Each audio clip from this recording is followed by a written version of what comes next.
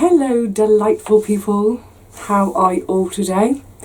I hope you're well and fine and tickety-boo. First things first, please excuse my dishevelled state.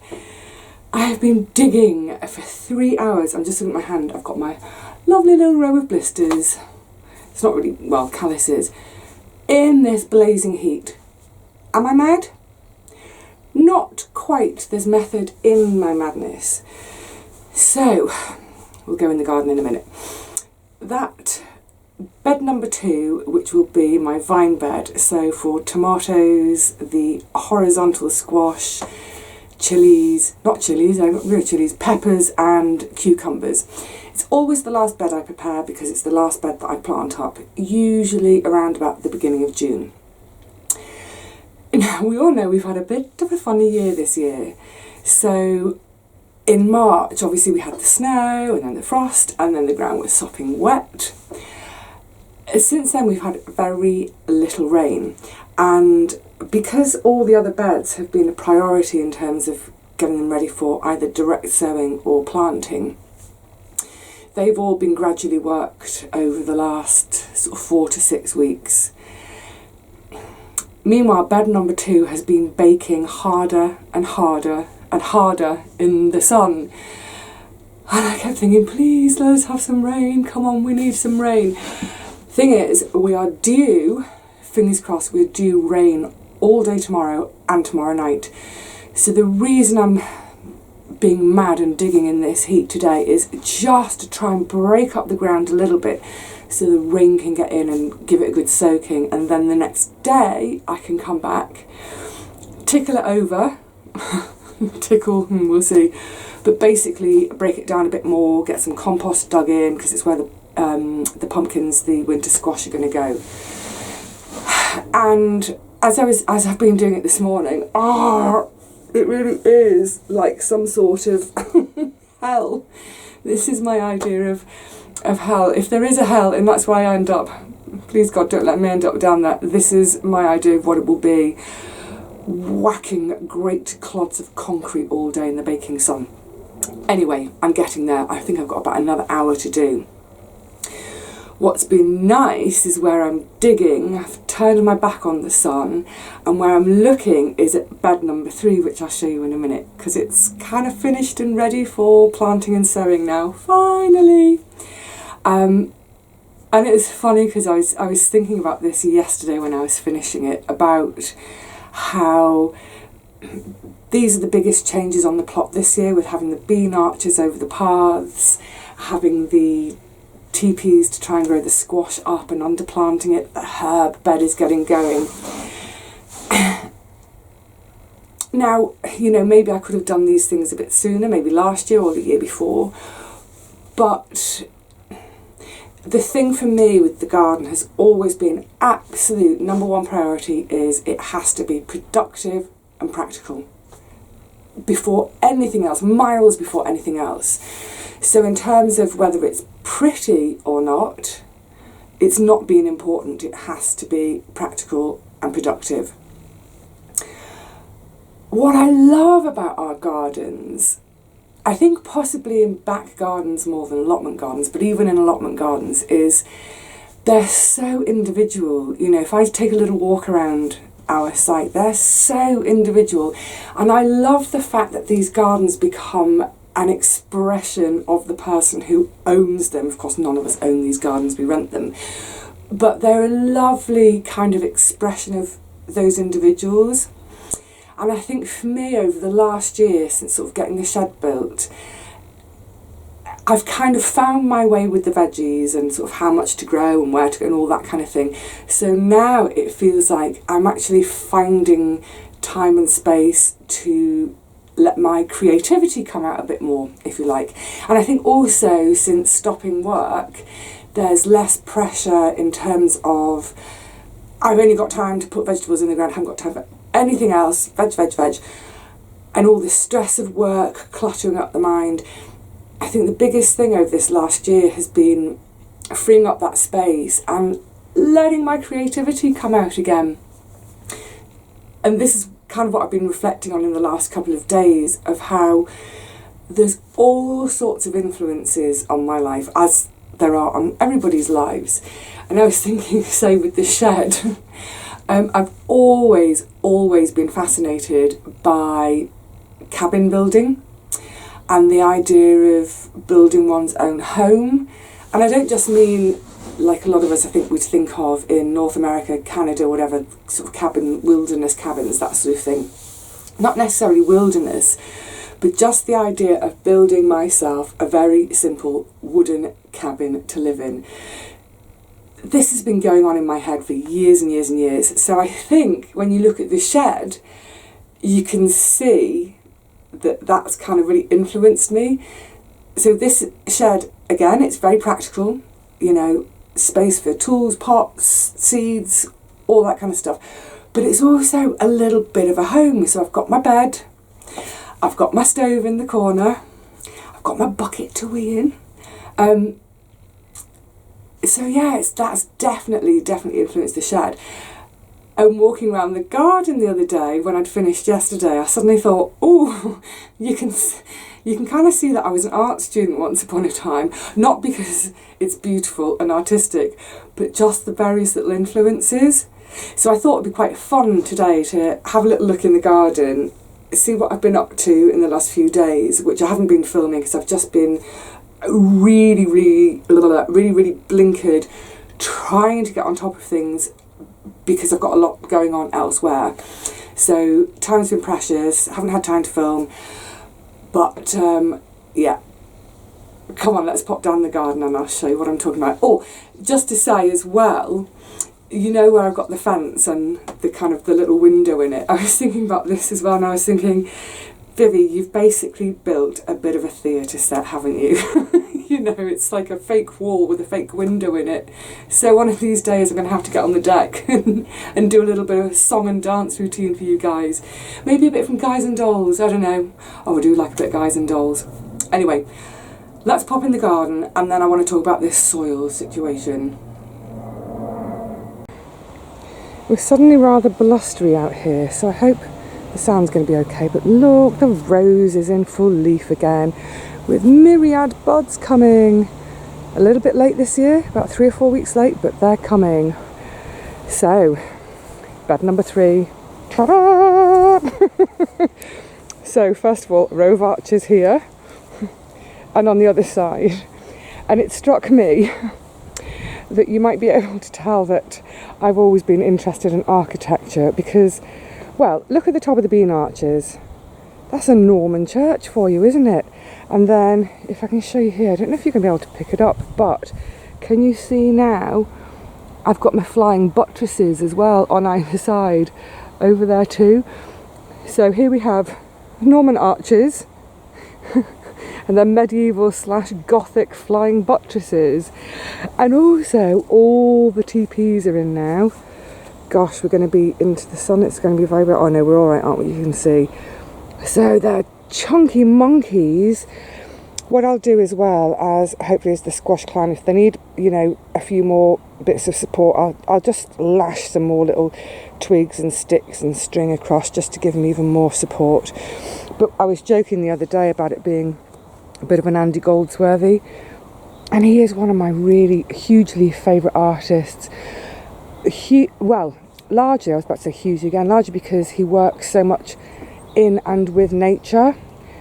So whether it's dry stone walls that follow the curve of a valley and through a river, or whether it's with rocks or leaves, or it's absolutely gorgeous. So I think subconsciously I'm trying to be a bit of an Andy Goldsworthy. And here we go, in the cathedral, there's the central aisle. So yeah, it's all pretty much ready for action now. Let me just show you down here. So all the beds now, they've all got the water bottles have been planted. All the various squash are gradually hardening off and then they'll be planted. And once they're planted, I can then do all the direct sowing under each bit. And I think that's one of the other things this year is, although the underplanting will be quite random, I'd quite like to edge each one of these little beds with just a few calendula. And I was thinking about that. I was like, what is it with me and my straight lines and neat edges? I don't mind things being blousy inside, but I like my straight edges and lines. I don't know where that's come from. Maybe it's from visiting kitchen gardens as a kid. I don't know. Stately homes, parterres, all the beautiful parterres in France. So again, with the herb bed over there, that's a similar effect I want to have, is that it has a neat border of lavender, and then it can be as blousy as it likes in the middle. Hurrah! So, troublesome bed number 2. This is what I've been working on all morning. Oh my goodness. Someone give me a medal. So, working on it has made me have a massive think today, because it's been really hard. Over here, this is where the carrots were. This has been considerably easier because it was riddled last year. It had sand added, and as the carrots came out and I was tickling the soil, it was then covered to sort of protect it from lashing rain, but it was covered when it was moist, so it's retained a lot of moisture. Here was where I had a couple of rows of purple sprouting. Now, of course, when you put your brassicas in, we tend to firm the ground pretty hard around them, and then between the two I had one of my paths. So here's one of my paths now. If I can get really close in, maybe you'll be able to discern it, but I don't know. Actually, here might be a bit easier to see. Excuse that aeroplane. But if you look, you can see what, I don't know if you can, but we get a crust on the top, sometimes an inch thick. It just gets so compact, and of course walking on it for the season doesn't help. So getting this one is going to stay for the tomatoes, but that one had to come out because squash going to go there. And it really got me thinking about perhaps I should just leave my paths where they are and work around them. Now, is that going to be possible? So what I think is, if the bean arches work like this year, that has freed up a lot of space. In the past, I've dug over the whole bed each year because I rotate. So I've got 4 beds, I do a 4-year rotation. And I've always dug the whole bed because it gives me flexibility of what I'm going to plant there, because some things need wider rows, etc., etc. But I was just looking today, and it occurs to me, this bed here, bed number 1, was actually bed number 2 last year. And within it, I've got 1, 2, 3, 4, 5 sort of smaller beds. Likewise, hang on, let's just go down here a sec and then it will become apparent, I hope. So likewise in bed number 4, which was bed number 1 last year, just going to come around this way because of the sun, I've ended up with 1, 2, 3, 4, 5 beds. So what I'm thinking is, for next year, maybe to save me the heartbreak, the purgatory of digging up paths, maybe from now on I just leave all my paths as they are within. I'm talking about the dirt paths, not the grass paths. And each bed is broken down into 5 smaller beds, and therefore save on digging out the paths, and then over the winter save on, putting field beans in where I don't really need them. And then where I have got beds like this that are empty over the winter, either sow them with field beans, pile them up with compost, what have you. The police are after me for a really bad garden idea. So then I thought, well, that might work. But then of course, my bean arches have stopped me being able to access the paths. But I thought, well, actually, if with the bean arches next year, if they work this year, I can replicate it. If I just have 1, 2, 3, gap in the arches, 1, 2, 3, gap in the arches, 1, 2, 3, or even 1, 2, gap, 1, 2, gap, 1, 2, then I could still use the path. That's a really loud siren, isn't it? I've obviously really offended the garden gods. I could still use these paths, could still have my crop rotation, and with this bed number 3 as it is this year, if I had gaps in the bean arches, I wouldn't have to have that central path, so I could have 1, 2, 3, 4, 5 miniature beds like I do in all the other beds. So, yes, that's what I'm thinking. You know, anything to make life easier. I've got to say, 10 years ago, or whatever, it was not this difficult. But ever since I fell and broke both my wrists, they've never been quite the same. And obviously my knees are a bit scuppered these days, so I have to think in terms of future-proofing myself and being able to garden and it be happy and not a chore. Actually, it's getting louder and louder out here. Let's just pop back into the shed for a second. That's better. Seems a bit dark in here now though, doesn't it? It's really bright out there still. Yeah, so just thinking in terms of future-proofing for myself. I know we've had so many conversations about no dig, but I'll just reiterate, in London it costs money. Nothing is for free, and even if something was for free, you then have to transport it, and that's not free. So I think this idea of having 5 beds that are maybe about a metre, well, so they're 4 metres long and they'd be about a metre deep, that would still give me enough flexibility to rotate every year. If the bean arches work, that's really the key to this year. If the bean arches work, then that's a huge amount of flexibility for me. And I think, all said and done, I think the garden is finally, it is practical and it is productive, but I'm finally getting to a place where, like I said, I can sort of express myself a bit more, enjoy being a bit creative, enjoy experimenting, treat it almost as I would if it was my own back garden.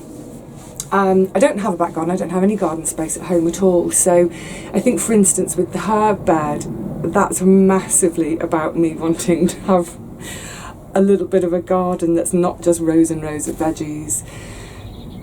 So yeah, it feels, it's hard work today.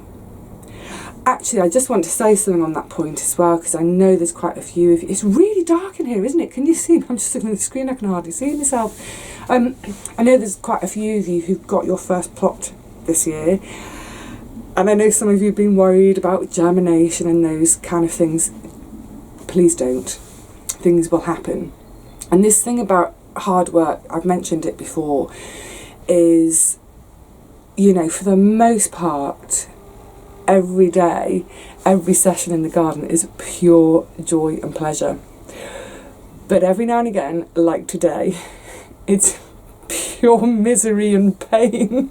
I'm not going to lie to you. It's horrible. I'm only doing this to hopefully help myself at the weekend if we get this rain tomorrow. But you know what? That's the truth of it. Sometimes what needs doing is sheer hard work, and it's grotty. But accept that it's hard work, accept that it's going to be hard, accept that it's not going to be much fun, and just get on and do it. Because the sooner you accept it and do it, then the sooner it's done, isn't it? And then the next day, reward yourself with something far more gentle and potterying-ish. Potterying-ish? That is so not a word. You know what I mean.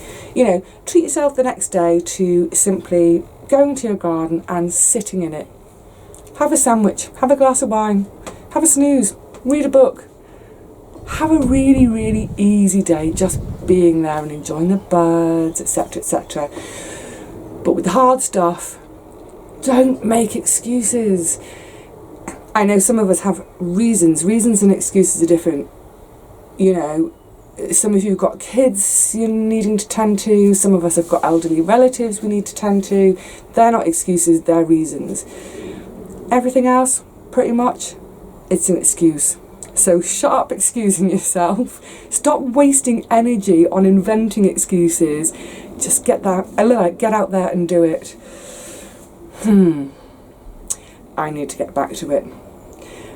Only a little tiny bit more to do, and then, like I said, I'm rewarding myself with a day off from the garden tomorrow. I shall be at home sewing, let the rain do its thing, and then be back on Friday. And then my big reward, yay, at the weekend is to start sewing and planting up bed number 3, the TP bed. I'm so excited for this year. I know there've been a few things that haven't gone quite right, but are you starting to get to that stage now where you can imagine your garden in the summer? All of your gardens must be beginning to take shape as well. It's so brilliant, isn't it? All those little patches of bare earth, and we know that in a couple of months there's going to be no bare earth. It's just going to be these lush jungles full of fruits and veggies. So if it's hard at the moment, stick at it, persevere, don't give up, because the rewards are just around the corner. Trust me, just around the corner. So I'm going to say cheerio to you all for now. I'm going to get back and finish playing with the concrete. By the time I next see you, hopefully it'll be for a much nicer job. In the meantime, look after yourselves, everyone. Take care, have fun in your gardens, and I will see you all again really soon, I hope.